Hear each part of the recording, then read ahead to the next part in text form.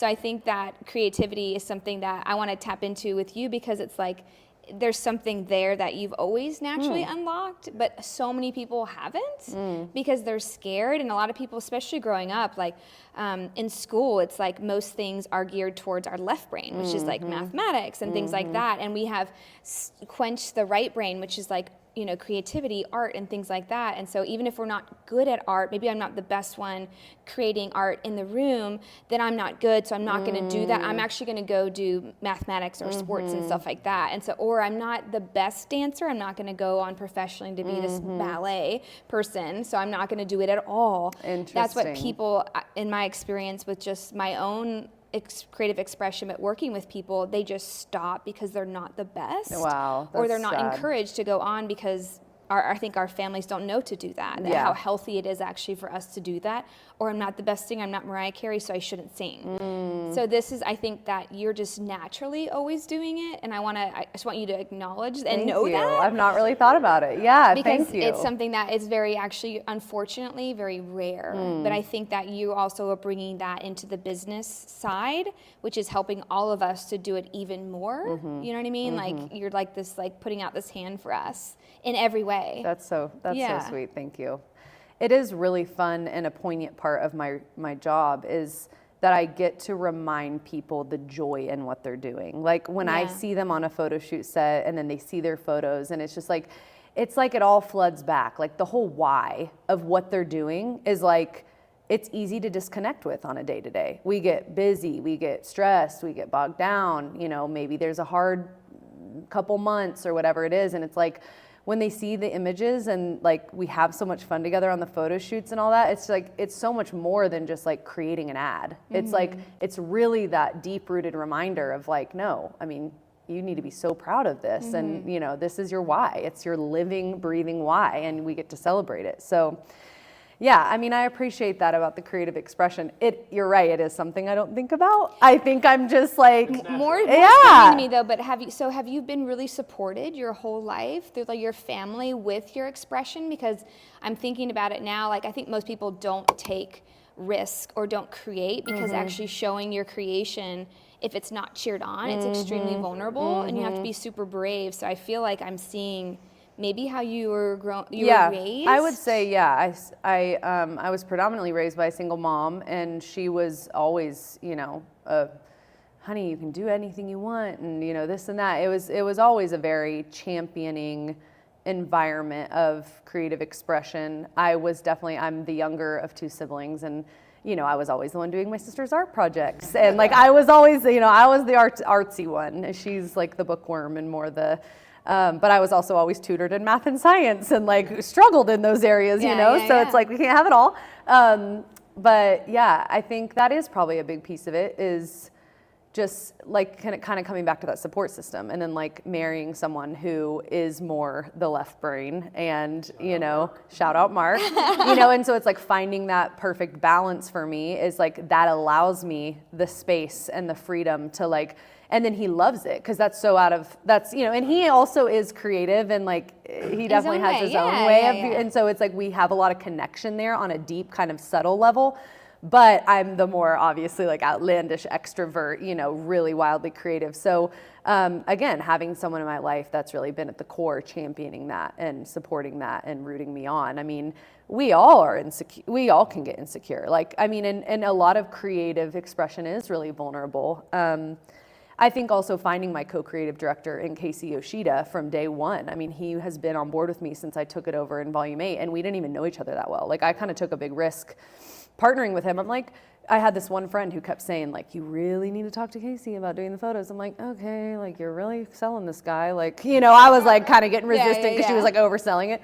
And then I think we laugh about it now because it's just like, I mean, he has helped make what it is. And I think having that camaraderie and partnership in something this creative, I mean, he and I are constantly overthinking. I mean, if you were to see our text message exchanges and our phone calls, I'd love to see even just your creative process. It's probably like, it's unhealthy. Like, you guys would be worried. And so it's like, but the fact that I have review met my large match, attachments, it's this entire. Literally, like I have met my match when it comes to the hardest working, the most creative, and it's like the two of us can just like, we both see it. We see it at the same time. We barely have to speak love about it. And it's just like, that. yes. I And so love then we're that. like running together and it's like this powerhouse. It wouldn't be where it is without him. Well, then that kind of answers a question I had for you. Like, you are in that creative world. Not everyone's in that creative world, creating art, creating, you know, photography, music, whatever it may be. But we don't need to professionalize it. Where if you enjoy that stuff or you think it could be good, like have fun and do that stuff. So, in your creation mode, do you ever run into roadblocks where you just like can't figure something out? And if you do, what's the process to move through that? Is it time? Is it talking to Casey and sending 1,000 text messages? Combination of both? I would say a combination of both. I mean, there are definitely times. So like once we kind of fill the guide of, you know, we have our list, we know who we're going to be working with that year. We go into, like I said, our creative concepting. And it's actually Casey, myself, and now Sally, my assistant editor, is pretty involved in this process too. And so the three of us are like constantly searching like source inspo. Like when I tell you, I don't just have coffee table books at my house because they're pretty. Like I have looked through every single one front to back. Wow. Multiple times. There are Post-its, there are writings, there are this, there are that. I'm taking images, I'm sending in the group text. Like coffee table books, magazines, you know, literally even stuff that, I mean, I can't tell you some of the places we've gotten our inspiration. It's just like, it's hilarious. Yeah. But then it's like when the ones come that it's like, it's in your head and you can't find anything to support it, you know, it's like now we have AI, which is, you know, but it's helpful tool. Yeah, helpful tool. It's just interesting because sometimes you really are creating something out of something in your head. Mm-hmm. Like I'm so sorry. So it's like either you're going to trust it or not. And when people trust it and we get to go for it, but I'd say the roadblocks are like, I just know when a pitch deck is up to caliber. Yeah. Like if the pitch deck is like, okay, that's a decent idea for them, let's throw it in. Okay, I guess I could see that working. We could X, Y, and Z. And but so it's like, if I'm not like on fire about it, I'm not sending it to the client. Yeah. Like I'm just not. I'm like, I know that energy is everything, and if I don't have the energy behind it, you're not even gonna lay eyes on it. Yeah, so it's like, and that drives some of my team nuts because they're like, Amy, it's good enough. We got to keep moving. I'm like, good enough ain't it? Like, you know what I mean? I'm like that too. Yeah, like good enough is not good enough, you know? So, and so I know that I clog our process. I know that I slow us down. And so then that's just where I'm like up at night. I'm on Pinterest. I'm on Instagram. I'm on, you know, I'm going through tons of different places. You know, sometimes I'm even like sketching and I'm like on InDesign and I'm like pulling different things together. And so I don't know, it's just. You have a healthy obsession.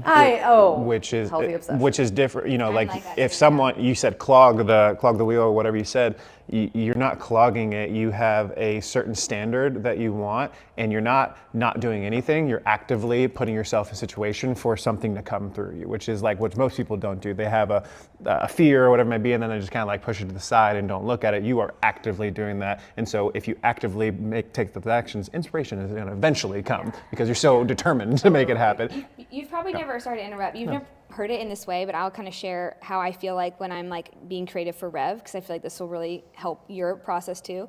And I feel like if I'm like having a creative block, like you were asking, for me, like I have to like move my body, I have to step away, like there's so many other things, and bounce ideas off of like him and Erica mostly is like usually what helps it come through. But at this point, I really feel like Rev is its own entity. Mm-hmm. And so like what Rev is asking of us, like it comes through us. So like Scout Guide Chattanooga is its own entity. And like for all these businesses, like the message is there and it's just coming through us, you know what I mean? And I will not settle for something that is not in alignment with what Rev is asking, you know what I mean? So at this point, it used to be like, what do we want to say? I'm like, no, what is Rev actually asking of? Because it's beyond us at this point, you know what I mean? Like this is beyond you at this point too. That I think that's a good perspective, just like it's coming through us and like we're stepping away and we'll know when it is right. When it's not. You know it's what not I mean? originating with us. It's just, I like we're a filtration system. Yeah. I actually, and this isn't just like a shameless plug because I'm here with you guys, but I can't tell you how many inspirational ideas have come from me being on the table. I mean, sometimes I think an over inundation of screens and inspo and things hitting you in the face, you just get overwhelmed. And sometimes when I'm laying here and I don't have my phone and it's very zen and it's like this deep state of meditation, I mean, I'm like slightly probably not really a good. You want to get up and write. You want to write it I up. need my notes. I need to write this down. And like It'll I'll still literally be like there. walk to my car and sit there and be like, okay, grrr, and like That is so valuable. valuable. It is, and like kind of the same thing at like the resting room when I go see Chris Collins or whatever. It's like sometimes when I really underestimate the time I need in the day to sit without my phone and sit without a screen and sit without a child coming in and a husband or whatever. Like the time to just like be and just let things, like you said, flow through you and just hit you. And like, where did that even come from? Wow, that's such a good idea. You're like, oh, wow. Yeah. That took nothing. We provide a sensory deprivation experience without needing to go into a float tank and have it completely dark. And I mean, that's our message, right? Like everything you need to heal is within you. All the ideas, all the love, all of the creation, it's all inside of you. We just live on our phones. We're, bombarded with billions of experiences from all sorts of stuff every second of every day. Most people could do what we do by themselves if they had the time and the resources. Could be in a mountain somewhere and meditate for hours a day, but that's not the world that we live in. So it's providing that space for people to connect to something bigger than themselves. So that's really cool that you have those great